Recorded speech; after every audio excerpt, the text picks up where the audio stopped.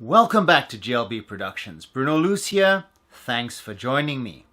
Now, I recently received this comment from a viewer by the name of Oscar Mike, and this was on my DI Boxes Part 5 video. Oscar writes, I have a question. I'm looking for the most universal DI box possible on the market. I'd like to use it for my active acoustic guitar, for an electric bass guitar, electric guitar, using an amplifier, and often with some effects pedals attached, all keyboards, but also various technical purposes like playing music from an audio device, or a backing track from a USB audio interface with two simple left-right outputs. So it means mono, but sometimes also stereo DI box. What would you recommend for my situation? An active DI or a passive DI? Alright, so first of all, thank you, Oscar, for your question. Oscar's question brings up the issue of mono versus stereo DI boxes, which I have not covered before on this channel. So, to begin with, some definitions. The word mono in audio is short for monophonic. Now, monophonic is defined as a system of sound reproduction using only a single channel. In other words, there is no left-right component to a mono signal. Although when connected to a stereo mixer, it can be panned to the left or to the right, a mono signal by itself has no stereo information. For example, a single microphone is a mono signal. Our voice, because we have only one mouth, is in mono. An acoustic guitar with a single output is also in mono. Mono signals need only one connector and one signal path. Stereo, on the other hand, is short for stereophonic, which is defined as a system of sound recording or reproduction using two or more separate channels to produce a more realistic effect by capturing the spatial dimensions of a performance, used especially with high fidelity recording and reproduction systems. In other words, a stereo signal is actually two signals, a left signal and a right signal. There is twice as much information and twice the number of connectors. Any of you who have hooked up an old style DVD or VCR will be familiar with these cables, and as you can see, there are two red and two white. There's two left connectors and two right connectors. This is a stereo signal. Another thing which is very important about stereo signals is that there has to be some difference between the left and the right signals. Simply splitting or duplicating a mono signal does not result in one that is stereo. It simply creates two mono signals, sometimes referred to as dual mono. In live sound, your classic stereo source would be your electronic keyboard or stage piano with left and right outputs. These need to be connected separately, and the instrument is designed to be hooked up that way. Note that although some keyboards feature a mono output or an L/mono output, this is designed primarily to save channels. Alright, so how does this relate to DIs? This is an example of a mono DI. As you can see, it's designed with one input and one output. Now, note that although it has what appears to be two input connectors, they are not both inputs. One is designed as an input. The second one is to be used as a through connector designed to take your signal to your onstage amplifier. A stereo DI, like this Radial Pro AV2, is designed with two sets of inputs and 2 outputs. In other words, a stereo DI is exactly like taping 2 mono DIs together.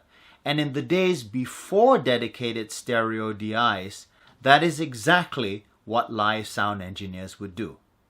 Now, in the second and the 5th video in this DI box series, I describe DI boxes as being either active or passive. Now we can add an additional differentiator, mono or stereo. This results in 4 possible characteristics of DI box. We have active mono, like this radial J48. Passive mono, such as this Whirlwind IMP2. We have active stereo, such as this Countryman Type 85S, and passive stereo, such as this Radial Pro AV2. Sounds simple, right? But wait, there's more. Many mono DI boxes are able to accept a stereo signal and then merge it to mono. In other words, they accept a left and a right signal, but then combine them together via a resistive network before the output of the DI. Both the radial JDI and J48 have this feature. On the radial J48, you'll notice that there is this merge indication here. When you press the merge button, which is located on the end of the DI box, the through connector becomes an additional input which is then used for the right signal. So in mono mode, you have input and through. In stereo merge mode, you have left and right. However, in all cases, the DI box retains a single mono output. It's also important to note that when you engage the mono merge function, you lose the functionality of the through connector. So you can either have input and through or left and right in with no through. So what does this mono merge do to your sound? Well, it means that all stereo information is lost. The sounds are all still there, but it's though everything has been panned to the center. Now, if you have a mixing console, it's very easy to simulate this effect by connecting a left and a right signal to a pair of mono inputs, and then instead of panning them left and right as you would normally, just pan both to the center. This will effectively merge your stereo signal to mono, and it'll allow you to hear what it does to the stereo information. I've also done a video linked in the card here in which I put the same recorded track through first a mono and then a stereo DI box, and it allows you to hear exactly what happens. I think it's fair to say that when listening to music that was recorded in stereo, it always sounds better when reproduced in stereo. Our ears work in stereo, and there's twice as much information available compared to a mono signal. So, why would you ever use this merge to mono feature? First of all, it helps to save channels without losing too much information. This can be especially valuable when dealing with multiple stereo sources such as keyboard rigs or several stereo playback devices. This can be very important in, for example, corporate work where you don't have room for a big mixer or where budget does not allow for that. Secondly, it's important to realize that in live sound, very few people actually experience a true stereophonic signal.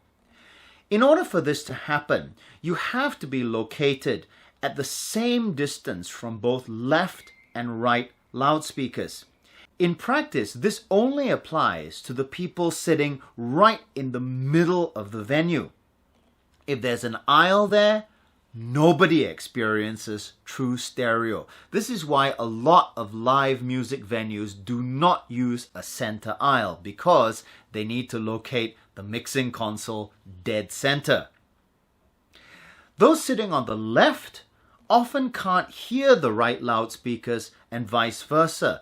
Even if they can, most of the information that they are experiencing comes from the loudspeakers that are aimed directly at them. I remember hearing a story many years ago from Marnie McCann, a head clinician at PV Electronics, about the time way back in the 1970s when he got his first stereo mixing console. In the middle of the gig, he decided to start playing around with that pan knob, and he panned the bass guitar from the left to the right and back again. And what he found was that when he panned the bass to the left, the people on the right stopped dancing. Then when he panned the bass guitar back to the right, they started dancing again. After the show, the irate promoter came up to him and said, "Hey man, your sound system's screwed up. Half the time there was no bass." So this is a very, very important lesson to learn. And that's why in all live sound, key sources such as the kick drum, the snare drum, bass guitar, and the lead vocal are typically panned at or near center. So because of this, it's important not to overemphasize the importance of stereo when it comes to live sound. If you're dealing with recording or anything else other than live sound, typically stereo is very, very important. Now, having said that, I will often pan keyboards to the 9 o'clock and the 3 o'clock positions to free up space in the middle of the mix for other sources. Similarly, with backing singers, I'll often pan the backing singers to either the 10 o'clock or the 2 o'clock positions to free up space in the middle for the lead vocal. So it's definitely nice to have the stereo option. Just remember, be very careful with panning stuff either hard left or hard right.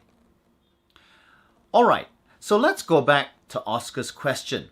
Is there a DI box available on the market today that combines the best of these four options: mono and stereo, active and passive? Now, when it comes to active and passive, the good news is that active DI boxes can be used on both active and passive sources, whereas passive DIs are generally best used on active sources only. For the reasons behind this, please watch parts 2 and 5 of this series, where I go into great detail about whether to use an active or a passive DI. So having said that, is there an active DI box sold today that can be mono or stereo depending on requirements?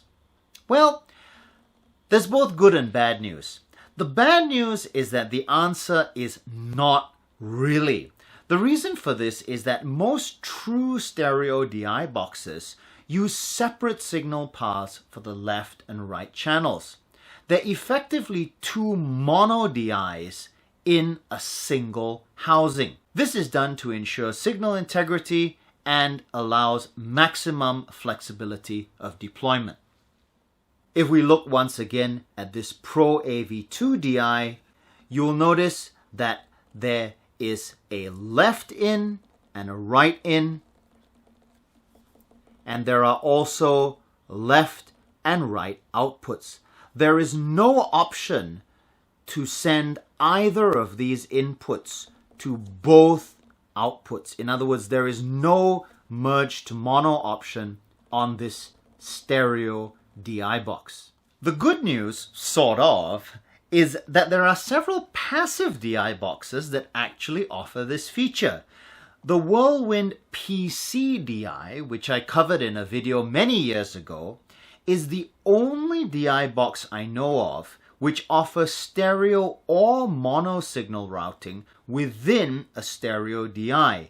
You connect the stereo signal and you can choose either a stereo output or two mono outputs, each one being a mono merged version of the stereo input. So this particular DI is effectively a signal splitter as well as a DI. This Radial Pro AV1 is designed to take either a mono or a stereo input. As you can see here, it has both 1/4 inch, RCA, and mini jack input connectors, and any of the unused input connectors can be used as through connectors. They're all in parallel. There is even an XLR input which allows this DI to be used as a signal isolator to deal with noise issues. Now, there are several passive stereo DI boxes that have mono merge functions on their stereo inputs. For example, the Whirlwind Direct 2 JT has 2 inputs and 2 through connectors. Pressing the combine button converts the through connectors into inputs, which means that you can actually connect 2 stereo inputs into this DI, a total of 4 signals, and obtain 2 merged to mono outputs. Finally, the king of mono, stereo, merging, not merging, has to be the Radial Duplex. Now this is a massive DI box, and it has RCA, 1/4 inch, and XLR inputs on both channels, as well as merged to mono, pad, polarity, and groundless switches. So this DI box can handle up to 4 signals, and it can output any combination of mono, stereo, or merged to mono signals that your heart could possibly desire. So, where does this leave us with Oscar's question? Basically, you need to choose the DI that has the features you need. If we look at his list of sources, the bass guitar might be passive, and we've established that acoustic guitar generally sounds best with an active DI. At the same time, he has several line level sources, the guitar amp, as well as his audio interface, that are best addressed with a passive DI. So I would say that in Oscar's case, an active stereo DI is the best choice. And the best one that I know of at this time is the Radial J48 Stereo. At the same time, he would be equally well served with 2 active mono DIs or 1 passive stereo DI and 1 active mono DI. Well, Oscar, I hope that answered your question. This is a somewhat dry and complex technical topic, but at the same time, it's very important to understand the importance between mono and stereo, as well as its application within the sound reinforcement context. This has been Bruno Luce with GLB Productions. Hope this video has been helpful, and I'll see you in the next one. Bye-bye.